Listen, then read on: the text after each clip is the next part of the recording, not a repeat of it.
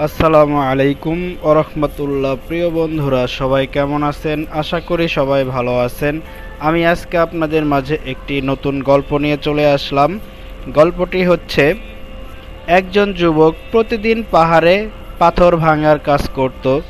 দিন দিন সে ক্লান্ত হয়ে পড়েছিল। একদিন সে বলল, আমি এত পরিশ্রম করি কিন্তু কোনো উন্নতি হয় না। পাশে থাকা এক বৃদ্ধ লোক হাসলেন। তিনি যুবককে বললেন, তুমি এই পাথরটা প্রতিদিন একটু একটু করে ভাঙো। 1 মাস পর দেখবে ভেতরে কি আছে। যুবক প্রথম হতাশা হলেন। প্রতিদিন একটু একটু করে ভাঙতে লাগলেন। 30 দিন পর সে পাথরটা ভেঙে ফেললেন এবং দেখলেন ভেতরে একটা সোনার খনি ছিল। বৃদ্ধ বলল, জীবনের অনেক সফলতা ঠিক এইভাবেই লুকিয়ে থাকে। তুমি যদি ধৈর্য না ধরো তাহলে সেটা কোনোদিনও দেখতে পাবে না।